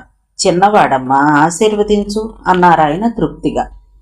పూర్ణిమ ఇందుమతిని ఆమె గదిలో వదిలి రావడానికి వచ్చింది. అల్లరి చేస్తూ చైతన్య స్రవంతిలా తిరిగే ఇందుమతి మందకొడిగా తయారైంది. ఇందు టేక్ ఇట్ ఈజీ, భుజం తట్టింది. హార్ట్అటాక్ రాలేదు, హాయిగానే ఉన్నా అంది నిర్లిప్తంగా. ఏమిటి ఆ మాటలు? ధైర్యంగా ఉండాలి. ఒక ప్రశ్నకి జవాబిస్తావా అంది. అడగవే అంది ఎటో చూస్తూ. పూర్ణిమకు జాలిగా ఉంది. గదిలో ఉన్న మంచానికి ఒక బెంచ్ జత చేసి డబుల్ కాట్లా చేసి తెల్ల దుప్పటి పరిచి ఉంది. ఆ దుప్పటి నిండా దుమ్ము పట్టింది. అతనితో అడగలేకపోయింది. హద్దు మీరి ప్రవర్తించావా అని ఎలా అడగగలుగుతుంది? నీ భావం అర్థమైంది అని 2 కాళ్ల నడుమ తలపెట్టి బావురుమంది. ఓ మై గాడ్, జరిగిందేదో జరిగిపోయింది. ఏమాత్రం అనుమానం వచ్చినా డాక్టర్ని చూడు అంది. ఇందుమతి మౌనంగా తలాడించింది. పూర్ణిమ నిట్టూర్చి ఇంటికి వచ్చింది. ఆమెకు మనసంతా చేతు మాత్రం మింగినట్లుగా ఉంది. ఆశలతో ఆడపిల్లలు ఏదో చెయ్యబోయి ఎగిరి గోతిలో పడుతున్నారు. ఈ వరకట్న పిశాచాన్ని ఎదిరించే మనుషులే లేరు. ఆమె ఆలోచిస్తూ ఉండగానే ఫోన్ వచ్చింది. హలో పూర్ణ, నేను నీకో మంచి వార్త చెప్తాను. వస్తూనే వద్దామనుకున్నాను, షుగర్ ఫ్యాక్టరీకి వెళ్ళాలి అన్నాడు సంజయ్. పూర్ణిమ నీరసం అంతా ఎగిరిపోయింది. రాత్రికైనా దర్శనం అవుతుందా? రాత్రికి ప్రియురాలితో విందు అన్నాడు ఉడికిస్తూ. త్వరగా వచ్చేయండి, మీ ప్రియురాలి సంగతేమిటో నేను తేలుస్తాను అంది కాస్త కోపంగా ఉడికిస్తూ. అతను ఫోన్ పెట్టేశాడు. ఆమెకు భర్త సమక్షంలో శుభవార్త చెప్పాలనుంది. ఎంత హడావుడి చేస్తారో. ఆనాడు ఉత్తుత్తిగా ఊహించే మామగారు మిఠాయిలు తెప్పించారు అనుకుంది.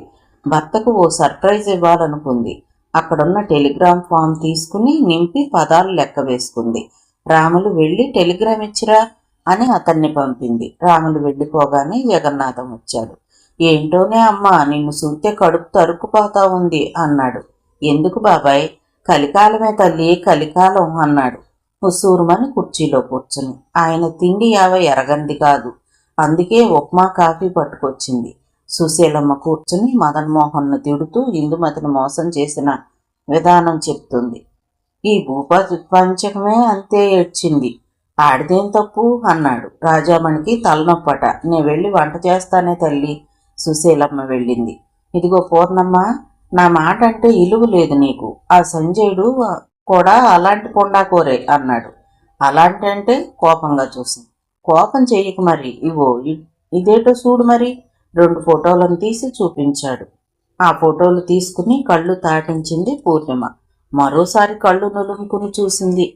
ఒక ఫోటోలో సంజయ్, ఒక అందమైన యువతి నిల్చున్నారు.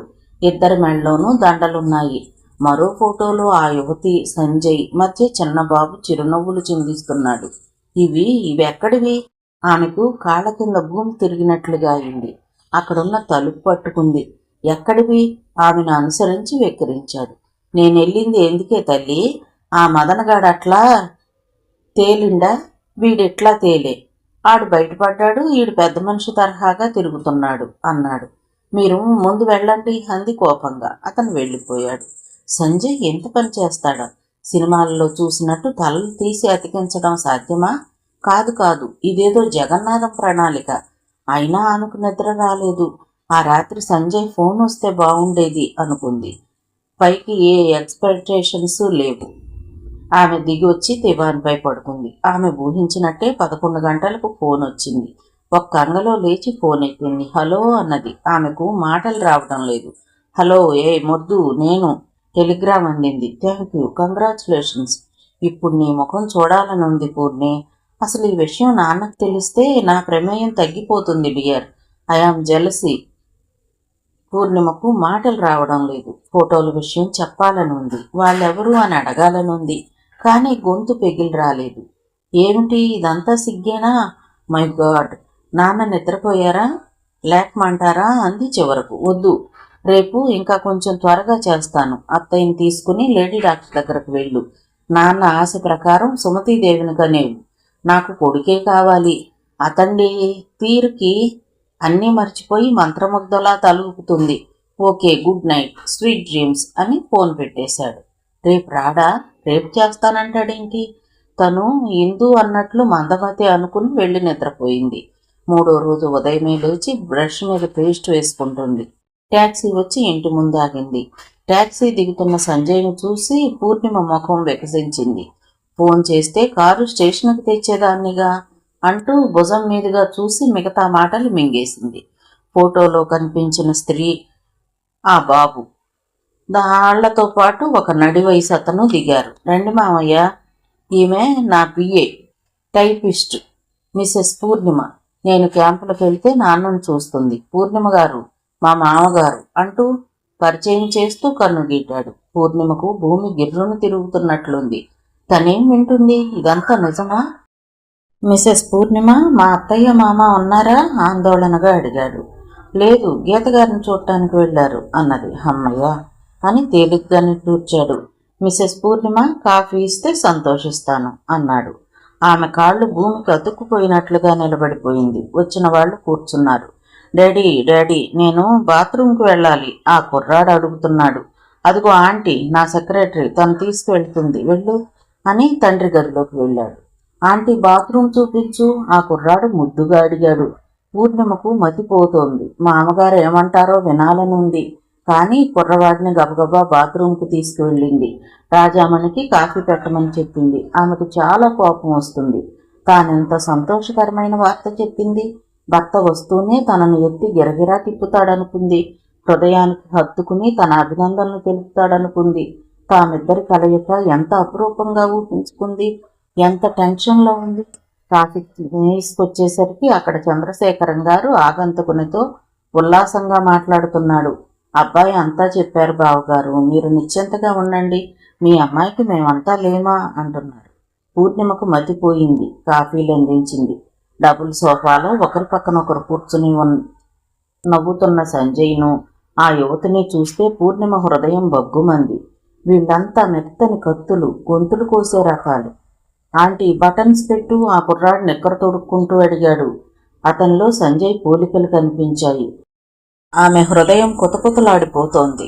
ఆమెకు చప్పున తాము సినిమాకి వెళ్ళిన నాటి రాత్రి ఫోన్ రాగానే అతను వెళ్లడం, ఫోన్లో మాట్లాడిన అమ్మాయి నా దేవుడు అనటం గుర్తుకొచ్చింది. నేను అతని భార్యను అని చెప్పాలనుకుంది. కానీ నోరు పెగిలి రాలేదు. పూర్ణిమ, నేను గీతను చూడాలని వెళ్తున్నాను, ఇలారా. చంద్రశేఖరం ఆమె ముఖం చూసి పిలిచాడు. ఇంకెందుకు, తనని ఓదారుస్తారు కాబోలు. విననట్లే వంటింట్లోకి వెళ్ళిపోయింది. రాజామణి, టిఫిన్ చేస్తారేమో, వెళ్ళి వంట ప్రయత్నం చెయ్యి అంది. అదేమిటమ్మా, చిన్నబాబు వచ్చినా అలా ఉన్నావు? ఎలా ఉన్నాను, బానే ఉన్నానే అంది. ఆమెకు దుఃఖం తన్నుకొస్తుంది. నిజమే, మగవారి మోసాలకు అంతులేదు.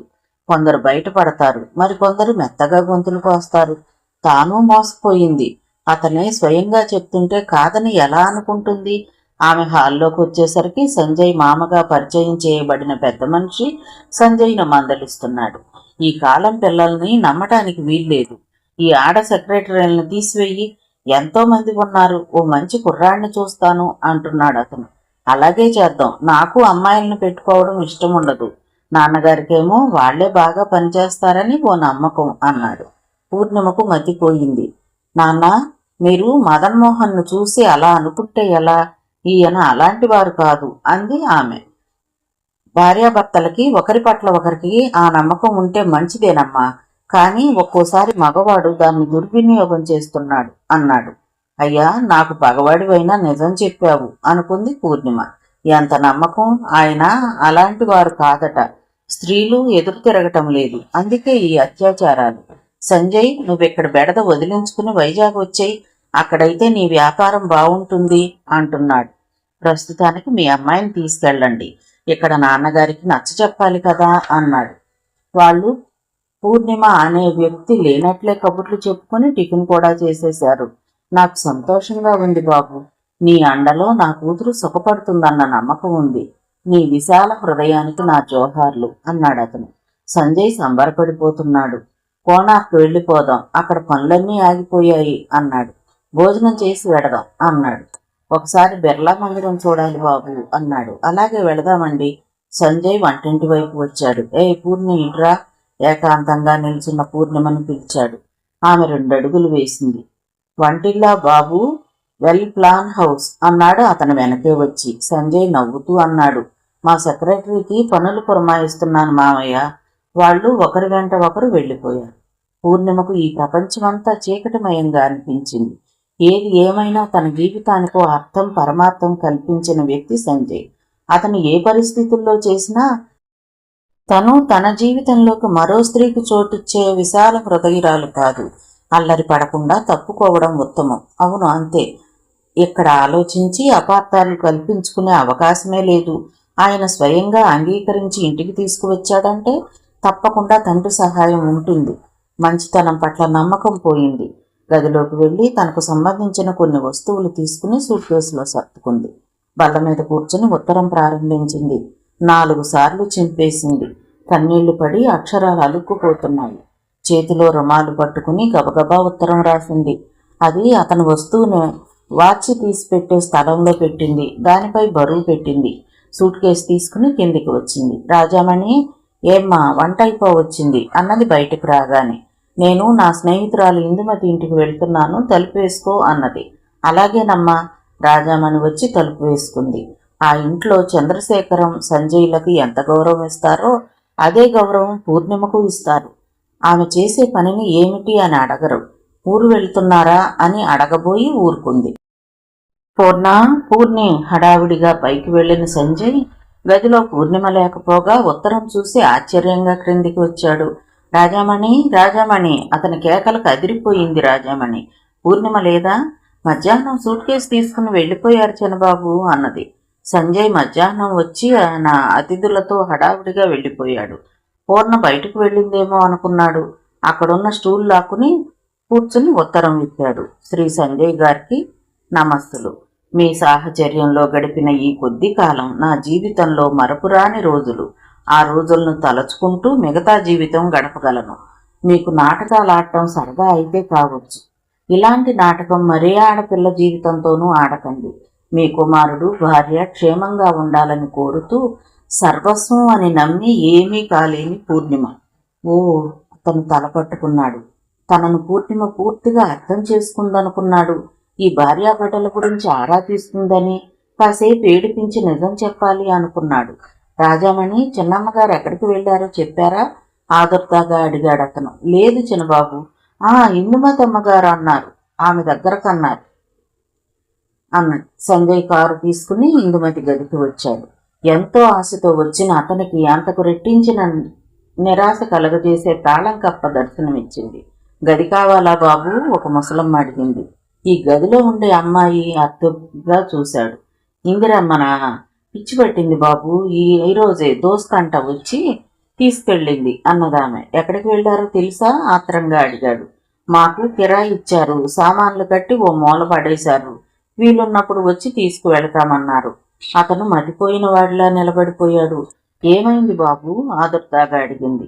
ఆమెకు మతి స్థిమితంగా ఉండదు. దయచేసి రాగానే ఈ నంబర్కు ఫోన్ చేయండి అని నంబర్ ఇచ్చాడు. అలా చెప్పు. నేను ఒకరికే మతి లేదేమో అనుకున్నాను. ఇద్దరూ అలాంటి వారేనా? ఆ ఇందుమతి మాత్రం తక్కువ. కనిపించిన మగాడినల్లా పట్టాలను చూసి తానే గోతులో పడిపోయింది. ఈ పిల్లకు పిచ్చి తెలుసా అన్నది. అలాగా? ఇద్దరూ ఎక్కడికి వెళ్లారో అర్థం కాలేదు. ఊహించటానికి ప్రయత్నం చేస్తున్నాడు. తిన్నగా అడుగుతావా బాబు? ఉద్యోగం పోయింది. ఎప్పుడూ నవ్వుతూ వీధిలో నిల్చుంటుంది. మేము ఖాళీ చేయించాలనుకున్నాం. ఆ దోస్తు పుణ్యం కట్టుకుంది అన్నదామె. నాకు ఫోన్ చేయటం మర్చిపోకండి అన్నాడు.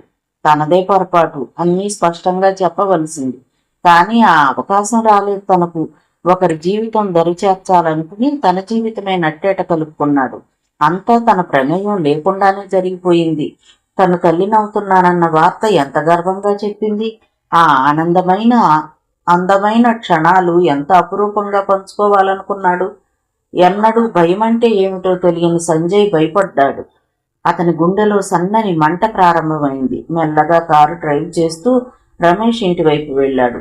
తనకేదైనా ఉద్యోగం చూపించమని వెళ్ళలేదు కదా. రా సంజు. గీత వచ్చింది. ఒక్కడే ఎటో చూస్తూ సోఫాలో కూర్చున్న సంజయ్తో దెబ్బలాటకు దిగింది. ఎప్పుడొచ్చినా ఒంటరిగానే వస్తావేం బావా? ఈసారి పూర్ణిమను తీసుకురాకపోతే ఊరుకోను అన్నది అలుకగా. అలాగే తీసుకొస్తాను. నీ ప్రయాణం ఎంతవరకు వచ్చింది? రమేష్ ఏడి అన్నాడు. అతనికి ఆందోళనగా ఉంది. పూర్ణిమ ఇక్కడికి రాలేదని తేలిపోయింది. వీసా కోసం చూస్తున్నానురా. ఇంటర్వ్యూకి పిలిచాక నేను వెళ్ళిపోవాలి అనుకుంటున్నా అన్నాడు. నీకు జాబ్ దొరికితే వెళ్ళరా. ఫార్మాలిటీస్ ఉంటే నేను పూర్తి చేయిస్తాను అన్నాడు. థ్యాంక్ యూ సంజయ్, మీ సహాయం మరవలేను అన్నాడు అతను. తప్పకుండా అని లేచాడు. మనసు మహాసాగరమై మదిస్తున్నా చిరునవ్వుతో బయటకొచ్చాడు. అతనికి మెరుపులా గుర్తుకొచ్చింది విజయవాడలో నీరజ అనే స్నేహితురాలుందని పూర్ణిమ చెప్పడం. ఆమెను పట్టుకుంటే తప్ప లాభం లేదనిపించింది. కారు నిండా పెట్రోల్ పోయించుకుని విజయవాడ బయలుదేరాడు. అతనికి అడ్రస్ గుర్తులేదు.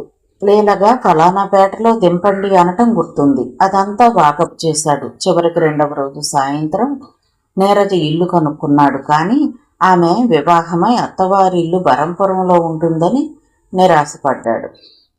ఆమె ఊరు ప్రభుత్వ సహాయంతో ప్రచ్ఛన్న సంస్థలు సహాయంతోనూ ఆ ఊళ్ళను పునర్నిర్మించారని తెలిసి అక్కడికి వెళ్ళాడు. తుఫాను కొందరి జీవితాలను బలిగొన్నా పల్లెలు బాగుపడ్డాయనే చెప్పొచ్చు. ప్రతి పల్లెకు రోడ్డు వేశారు, విద్యుత్ సదుపాయాన్ని కలగజేశారు. భారతదేశంలో ఇన్ని సేవా సంస్థలు ఉన్నట్లుగా తనకు తెలియదు.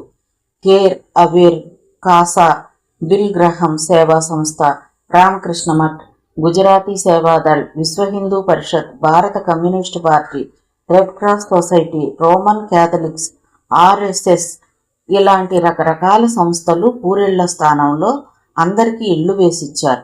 ఆ ఇళ్లు వేయడంలో మధ్యవర్తుల పాత్ర ఏమిటో గాని అధిక సంఖ్యాకులైన ప్రజల భావాలు చూస్తే బ్రహ్మంగారు చెప్పిన కాలం వస్తుందేమో అనిపించింది. సంజయ్కు ఇది అని తెలియదు కాబట్టి పునర్నిర్మితమైన ప్రతి ఊరు చూడాలి అనుకున్నాడు. ఎక్కడైనా పూర్ణిమ ఉంటుందేమోనని అతని ఆశ. అతను ఊరికొక కమిటీ హాలు సముద్రపు ఒడ్డున కట్టడం చూసి దిగి హాల్లోకి వెళ్ళాడు. వెనుకటి రాజులు మహారాజులు యుద్ధం చేస్తే ఉపయోగించే బురుజుల్లా కట్టారు.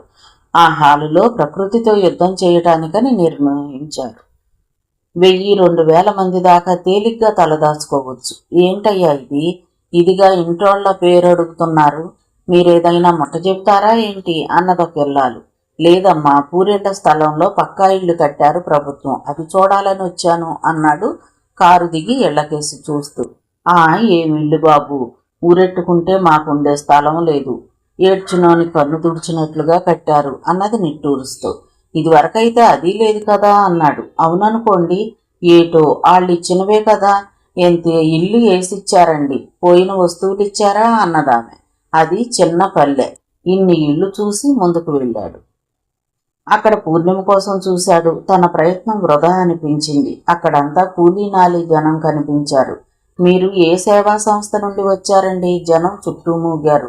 ఊరికినే వచ్చాను అన్నాడు. అక్కడి వాళ్లకు కాంట్రాక్టర్స్ పై చాలా కోపంగా ఉంది. దొంగ సన్నాసులండి, అప్పుడే పైకప్పు కారుతుంది నిరాశగా అన్నారు.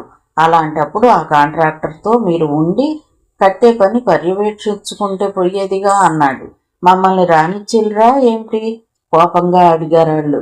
మరో చోట ఆగితే అది క్రిస్టియన్ సేవా సంస్థలు కట్టిన ఇల్లు, వాళ్ళు కేవలం క్రిస్టియన్ పేర్లుంటేనే ఇస్తున్నారట. ప్రజాస్వామ్యం మనకే కావాలనండి, వాళ్ళు పబ్లిక్గా క్రిస్టియన్స్కి ఇస్తామన్నారు అంటూ అక్షర జ్ఞానం ఉన్న ఓ యువకుడు అడిగాడు. అది మన అసమర్థతకు నిదర్శనం. అతను ఆకలి దప్పులు మరిచిపోయి మరికాస్త ముందుకు వెళ్ళాడు. అక్కడ పోలీస్ శాఖ వారి చందాతో కట్టారు. అబ్బే, మీరు రిపోర్టరేమో, మాకేం సంతోషంగా లేదండి, ఇరుగ్గా ఉన్న ఇల్లు, ఆవు గేద ఉంటే ఎలా కట్టేసుకుంటాము అన్నారు.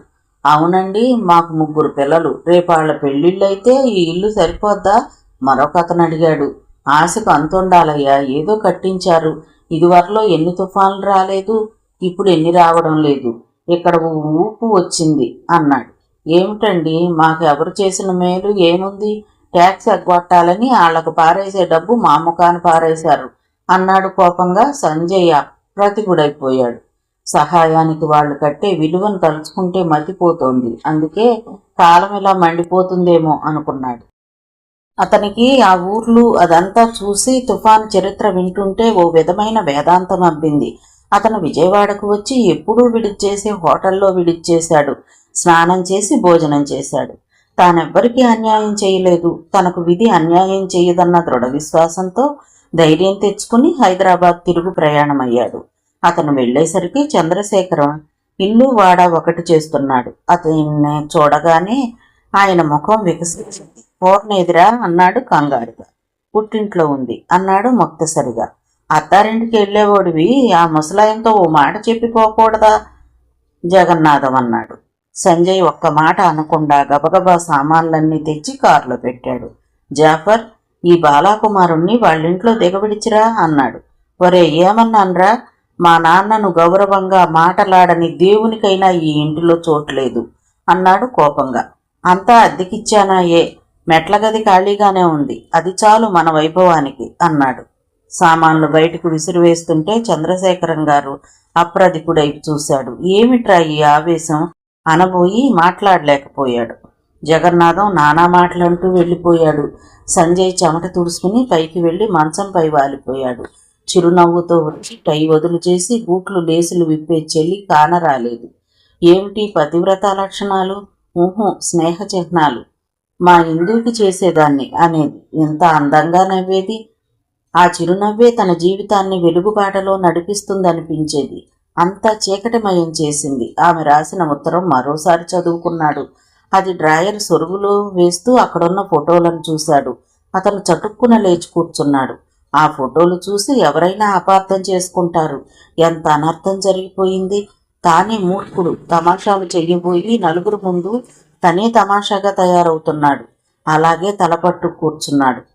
15 రోజులు గడిచాయి. పూర్ణిమ రాలేదు. చంద్రశేఖరానికి ఎన్నో అనుమానాలు కలుగుతున్నాయి. సంజయ్ మాత్రం మామూలుగా తిరుగుతున్నాడు, పనులు చేస్తున్నాడు. గీతా రమేష్లను సంతోషంతో సాగనంపాడు. అయినా అతని ముఖంలో నీలి నీడలు తను గ్రహించగలిగాడు. చిన్నప్పుడంటే అతని గంభీరత వెనక ఉండే ఆవేదన తాను ఎరగంది కాదు. ఎలా అడగాలో ఏం చెయ్యాలో తోచలేదు. ఆ రోజు ఉపాహారం తీసుకుంటూ ఉండగా ఒక యువతి కుర్రాడితో వచ్చింది. రా శారదారా, సంజయ్ ఆహ్వానించాడు. నీ మేలు జన్మలో మర్చిపోలేనన్నయ్య. నాన్నగారి డబ్బంతా నా పేర ట్రాన్స్ఫర్ అయింది. ఆయన ఆసుపత్రిలో ఉన్నారు అంది కూర్చుని. Hello daddy. కుర్రాడు సంజయ్ ఒడిలో కూర్చున్నాడు. హలో అంటూ ముద్దు పెట్టుకున్నాడు. ఇంకో చిత్రం జరిగిందన్నయ్య. మదన్మోహన్ వచ్చి బుద్ధొచ్చిందని ప్రాధేయపడి గొడవ చేశాడు. నేను చేదరించుకున్నాను. ఒక యువతిని తీసుకుని లాయర్ దగ్గరకు వెళ్ళాడట. ఆమె శారదా అని చెప్పాడట అన్నది. పోలీసుల్లో పిలవాల్సింది అన్నాడు సంజయ్. అదే పని చేశారు, పారిపోయాడట. మీ సహకారమే లేకపోతే ఆ డబ్బు నా కొడుక్కి దక్కేది కాదు. నాన్న ఇంకా మిమ్మల్ని అల్లుడిగానే భావించి నా అదృష్టాన్ని పొగుడుతున్నాడు అంది. కాదు శారదా, నాన్న అభిప్రాయం ప్రకారమే నువ్వు వివాహం చేసుకుని సహకరించమ్మా అన్నాడు సంజయ్. వద్దన్నయ్య, మదన్మోహన్ చేసిన గాయం మామూలుదా, మరిచిపోయేదా? మీరు తటస్థపడి నా బిడ్డను నన్ను రక్షించి ఉద్యోగం ఇచ్చి నాకు ఆస్తి వస్తుందనగానే మా నాన్న తృప్తి మేరకు రెండవ వివాహం చేసుకున్నట్లు నటించారు కాబట్టి ఈ పురుష జాతిపై ద్వేషం పెంచుకోలేదు. స్త్రీ పురుషులు ఒకరికొకరు అవసరమే, కానీ ఒకరు లేకపోతే రెండవ వారు జీవించలేరు అనుకోవడం మూర్ఖత్వం అన్నది ఆవేశంగా. ఆ స్థిరత్వం ఉంటే మంచిదే. మదన్మోహన్ ఏమాత్రం మారలేదు. అతను ఇంకా అందరినీ మోసగించే ప్రయత్నంలోనే ఉన్నాడు. పూర్ణిమ స్నేహితురాల్ని వివాహం చేసుకున్నాడు. అతను నీ దగ్గరకు నీ డబ్బు కోసమైనా వస్తాడు. అతన్ని పోలీసులకు పట్టించే బాధ్యత నీదమ్మ. తప్పకుండా చేస్తాను. మరో గంట ఉండి వెళ్ళిపోయింది ఆమె. ఆమె తండ్రి రోజుల మీద ఉన్నాడు. అయినా కృతజ్ఞతలు తెలుపుకోవడానికి వచ్చింది. ఆమెను సాగనంపి వరండాలో స్తంభానికి ఆనుకొని నిల్చున్నాడు సంజయ్. అతను సర్వస్వం పోగొట్టుకున్నట్లుగా ఉన్నాడు. సంజు, చంద్రశేఖరం గారు పిలిచారు. ఏమిటి నాన్నగారు? పూర్ణిమ శారద విషయంలో అపార్థం చేసుకుని వెళ్ళిపోయిందా? తలాడించాడు. నువ్వు విషయాలు ఆమెకు స్పష్టం చేయలేదా? అవకాశం రాలేదు. నే ఫోన్ చేసి చెప్పాల్సింది, కానీ నాకేదో శని పట్టింది. పూర్ణిమ ఉట్టి మనిషి కాదు నాన్న, ఆమె గర్భవతి. ఏమిట్రా, నా కోడలు గర్భవతి? నాకు చెప్పలేదేం? ఆయన మండిపడ్డాడు. సంజయ్ గాఢంగా నిట్టూర్చాడు. నీకు బుద్ధి లేదురా. ఆయన వణికిపోతున్నారు. నిజమేనేమో నాన్న. తనకు ఫోన్లో వివరాలు చెప్పాలనుకున్నాను, వీలు కాలేదు. నేను పూర్ణిమను పూర్తిగా అర్థం చేసుకోలేదు. ఆమె నిలదీసి నాతో దెబ్బలాడుతుందని కాసేపు ఏడిపించి నిజం చెబుదామనుకున్నాను అన్నాడు అపరాధిలా. ఆయన నిలబడలేనట్లుగా కూర్చుండిపోయారు. నేను మొదట తెల్లబోయినా నువ్వే వివరాలు చెప్తావని ఊరుకున్నాను. మీరు పైకి వెళ్లిన 2 నిమిషాలకు శారద గబగబా అన్నీ చెప్పింది. మా నాన్నకు నేను రెండవ వివాహం చేసుకుని సెటిల్ కావాలని ఉందండి. అందుకే దానికి డబ్బుకు లంకి పెట్టాడు. ఆయన ప్రాణం ఏ క్షణంలో పోతుందో తెలియదాయే. సంజయ్ గారు ఈ ప్రణాళిక చెప్పారు అన్నది. నేను పూర్ణిమను ఒంటరిగా కలుసుకునే అవకాశం దొరకలేదు. నన్ను అడుగుతుంది, పోట్లాడుతుంది అనుకున్నాను. పూర్తిగా అపార్థం చేసుకుంది. అదిగాక మేము నాటకం రక్తి కట్టాలని విశాఖపట్నంలో తీయించుకున్న ఫోటోలు పూర్ణిమ చేతికొచ్చాయి అన్నాడు గాఢంగా నిట్టూరుస్తూ. ఆ ఫోటోలు ఎలా వచ్చాయి? బహుశా జగన్నాథం ఇచ్చాడేమో అన్నాడు. అతనికి మామయ్య అనటానికి కూడా మనస్కరించలేదు. చంద్రశేఖరం ఆవేశంగా లేచాడు. అతనికి సహనం చచ్చిపోయింది. జరగవలసిందంతా జరిగిపోయింది నాన్నగారు, ఇప్పుడు ఏమీ చెయ్యలేం, తండ్రిని వారించాడు. నీ పోలికే నీ కొడుక్కి రాకూడదురా అన్నాడు ఆయన ఆవేశంగా. పోలికేమిటి కొడుకేమిటి నాన్న, కూతురు పుట్టకూడదా? తీసి పారేశాడు సంజయ్. అది కాదు సంజు, మీ నాన్న నా ప్రాణ స్నేహితుడురా. అతను మీ అమ్మను ప్రేమించి వివాహం చేసుకున్నాడు. నిన్ను మీ అమ్మ కడుపుతో ఉండగా మీ నాన్న స్నేహితురాలు మెంటల్ అయింది, ఆమె బాగుపడుతుందేమోనని ప్రేమించినట్లు నటించాడు మీ నాన్న. అది అపార్థం చేసుకుని మీ అమ్మ ఎవ్వరికీ చెప్పకుండా వెళ్ళిపోయింది. మీ నాన్న నేను వెతికి వేసారిపోయాము. దాదాపు మీ నాన్న పిచ్చివాడైపోయాడు. పేపర్ ప్రకటన ఇచ్చాము, వెతికాము, లాభం లేకపోయింది. చివరకు మీ అమ్మ చనిపోయిందంటూ మీ అమ్మమ్మ ఉత్తరం రాసింది. జబ్బుతో ఉన్న మీ నాన్న ఆగమేఘాల మీద వెళ్ళాడు. ఆ ముసలమ్మ జగమొండి పసివాడి వివరాలు చెప్పడానికి నిరాకరించింది. చేసేది లేక ఇద్దరం తిరిగి వచ్చేశాం. ఆ బెంగతోనే వాడు రోజు రోజుకు క్షీణించిపోయాడు. చంద్రం నా బిడ్డ, నేను బతికుండగానే ఎవరి కొంచెను అనాథగా పెరగాల అని విలపించేవాడు. నేను సుమతి జాలి పట్టం తప్ప ఏమీ చేయలేకపోయాము. రఘు, నువ్వు ధైర్యంగా ఉండరా, నీ బాబును వెతికి పట్టుకునే పూచి నాది అని హామీ ఇచ్చాను. సుమతికి పిల్లలు కారని తెలిసాక తన బాధ చూడలేక అనాథాశ్రమం నుండి ఎవరినైనా తెచ్చి పెంచుకుందామని అనుకున్నాం. ఇద్దరం వెళ్ళాం. అప్పటికి నువ్వు పాకుతున్నావు. తెల్లగా బొద్దుగా ఉన్న నిన్ను చూసి సుమతి చటుక్కున ఎత్తుకుంది. చేర్పించిన వారి పేరు చూసి ఆశ్చర్యపోయాను. అది మీ అమ్మమ్మ పేరు. నాకు చెప్పలేనంత ఆనందం కలిగింది. పరుగులు తీసినట్టే హైదరాబాద్కు చేరుకున్నాము. రఘును ఆసుపత్రిలో చేర్పించారని తెలిసింది. అక్కడికి వెళ్ళాను. నా చేతిలో ఉన్న నిన్ను చూశాడు. తృప్తిగా కళ్ళు మూశాడు. అలా వాడి గుర్తుగా నిన్ను పెంచాను. నా బంధువులందరికీ నాపై కోపం. చంద్రశేఖరం గారి కళ్ళ వెంబడి నీరు కారుతుంది. నాన్న ఆర్ద్రంగా పిలిచాడు సంజయ్. సంజు, చరిత్ర పునరావృతం అవుతుందనుకోలేదురా. రఘు జీవితం అలా అయ్యాక పరిహాసానికి కూడా సుమతితో అబద్ధం ఆడలేదు. నీకు మొదటే చెప్పవలసింది నువ్వు అన్నాడు జాలిగా. సంజయ్ కన్నీరొత్తాడు. మీరేం విచారించకండి, నాకు పూర్ణిమ తిరిగి వస్తుందనే ధైర్యం ఉంది. నేను ఊహా సౌదాలు నిర్మించలేదు నాన్న. పూర్ణిమే అనేది మీ ప్రేమ దృఢమైనది. నా చుట్టూ బలమైన ప్రేమ పంజరం నిర్మించారని అన్నాడు ధైర్యంగా. ఏం చూసి కొడుకు అంత ధైర్యంగా ఉన్నాడో చంద్రశేఖరానికి అర్థం కాలేదు. నాన్న, నేను కోరేదల్లా మీ సహాయ సహకారాలే.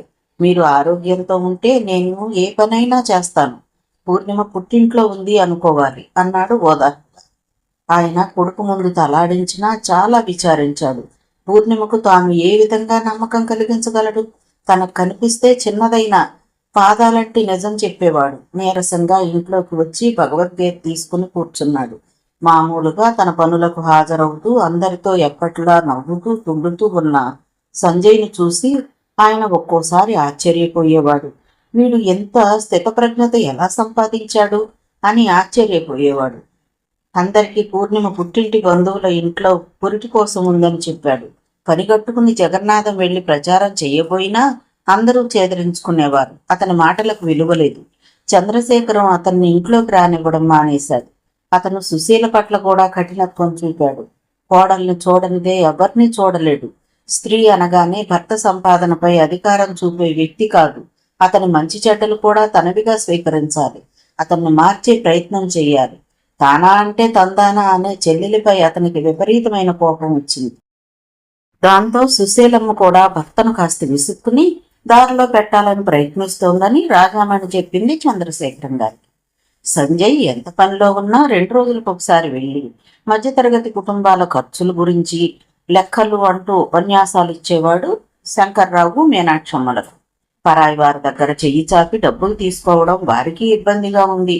కొడుకు సంపాదించని అన్ని కార్యక్రమాలు వాయిదా వేస్తున్నారు. సంజయ్ను అప్పు అడిగితే అంగీకరించడం లేదు. అప్పు అయితే వడ్డీలకు వడ్డీలు కట్టాలి. వద్దండి, ఇప్పటికే వడ్డీలకు ప్రాముఖ్యం ఇచ్చి రమేష్ నమ్మేశారు అనేవాడు తమాషాగా. వారు దానం స్వీకరించడానికి సిద్ధంగా లేరు. అందుకే అప్పులు వాయిదా వేసి ప్రాణాలు ఒక్కబట్టుకుని గడుపుతున్నారు. అప్పుల వాళ్ళు కూడా వారిని చూసి చాలా దూరం పారిపోతున్నారు. రజనీ సహకారం లేదు. వారిలో వచ్చిన మార్పు తండ్రికి చెప్పాడు సంజయ్. అందరూ బాగానే ఉన్నారు, ఎటు కాకుండా పోయింది నువ్వే అన్నాడు బాధగా. నాన్న, ఆ మాటే వద్దంటాను. నేను స్వార్థంతో ఏ పని చెయ్యలేదు. పూర్వజన్మలో చేసిన పాపం అని మీరు నమ్మితే అప్పుడు చేసిన పాపం ఏదైనా నన్ను పట్టి పీడిస్తుందేమో అన్నాడు నవ్వుతూ. నీకు నవ్వెలా వస్తుందిరా? జీవితం అంటే చీకటి వెలుతురని మీరే చెప్తారు కదా నాన్న అన్నాడు. సంజు, నాకు అనారోగ్యంగా ఉందని పేపర్లో వేయించరాదు అన్నాడు ఆశగా. కారణం ఉండాలి కదా. ఆ మధ్య నువ్వు మారిషస్ వెళ్లాలనే ప్రతిపాదన ఉండేది కదా, అది పోస్ట్ పోన్ అయినట్టు, దానికి కారణం నా అనారోగ్యం అయినట్లు ప్రకటించు.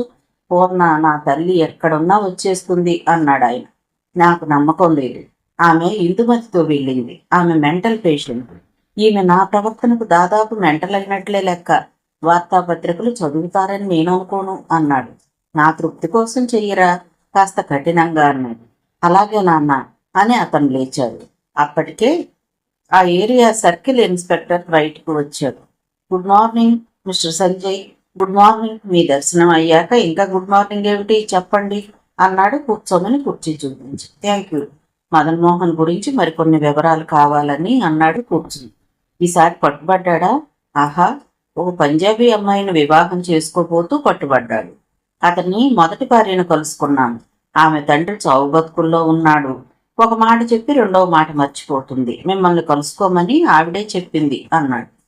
అతని గురించి అంతా రాసేవమంటారా, టేప్ చేసుకుంటారా? ఏదైనా పర్వాలేదు అన్నాడు అతను. సంజయ్ పైకి వెళ్లి టేప్ తెచ్చాడు. రాముల చేత టేప్ రికార్డు తెప్పించాడు.